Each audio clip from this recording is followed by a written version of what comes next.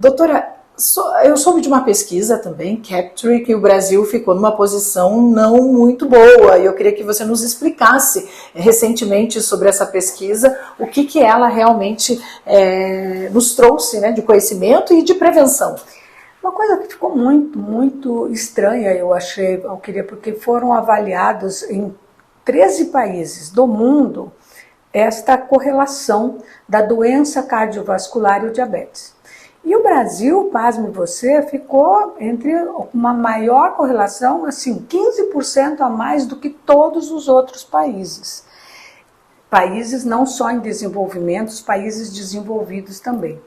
Então, a gente fica pensando, nossa, nós precisamos tomar uma atitude, alguma coisa está muito errada aqui nesse país, que esteja causando esta maior prevalência de doença cardiovascular nas pessoas que vivem com diabetes. Nossa, agora imagina, né, você ter um índice tão alto assim, uma probabilidade tão alta, em um país, por exemplo, que a gente perde para os Estados Unidos, onde a gente sabe que lá tem um número de obesos muito maior do que aqui. Então você começa a pensar, puxa vida, o que está de errado? Às vezes é o nosso dia a dia, Sim. É o que a gente está fazendo. Sim, eu gostaria de colocar para você o seguinte, não é a maior obesidade que vai trazer o maior problema. Então você pode ter uma resistência insulínica muito grande com o seu índice de massa corporal de uma obesidade leve, ou até mesmo de um sobrepeso. Porque se a gordura estiver no lugar dela, no subcutâneo, está tudo bem.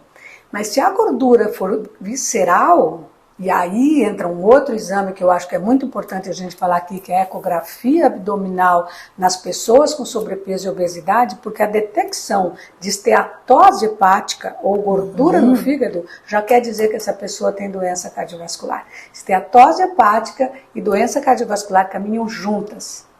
Então, este é um exame importante quando você mede a circunferência de cintura. Muitas vezes a pessoa tem o peso normal, mas mulher tem que ter uma circunferência de cintura em cima do umbigo 80 centímetros.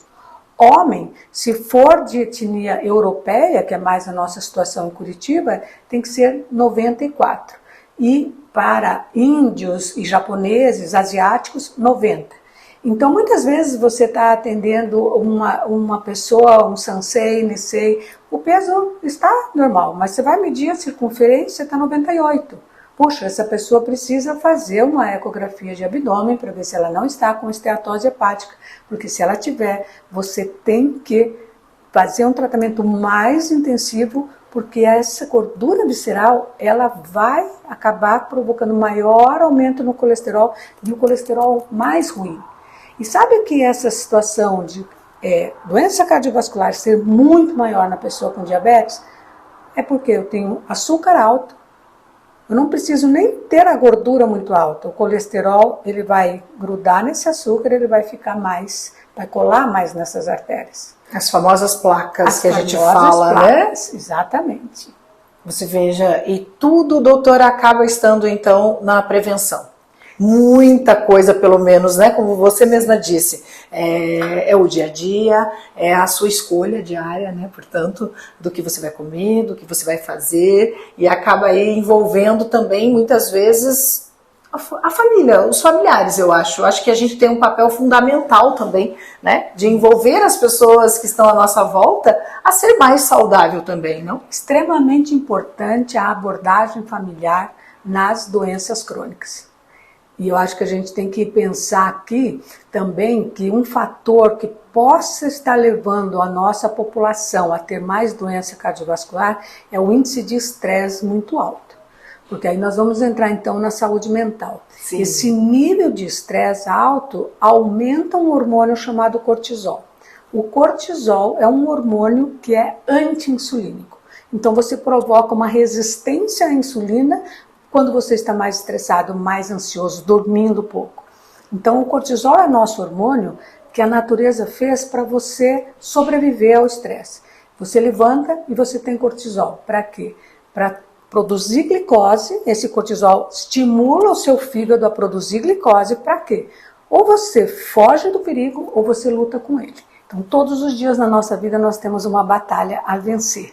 E se eu estiver muito estressada, esse cortisol vai estar muito alto, porque o meu organismo vai entender que eu estou sob um perigo muito grande.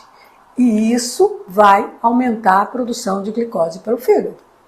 Exatamente. Então, saúde mental é muito importante nessa situação também. Então veja, né, gente, bem-estar. Bem-estar, o que seria o equilíbrio de todas essas saúdes, né, doutora? Saúde mental, saúde física, saúde espiritual também.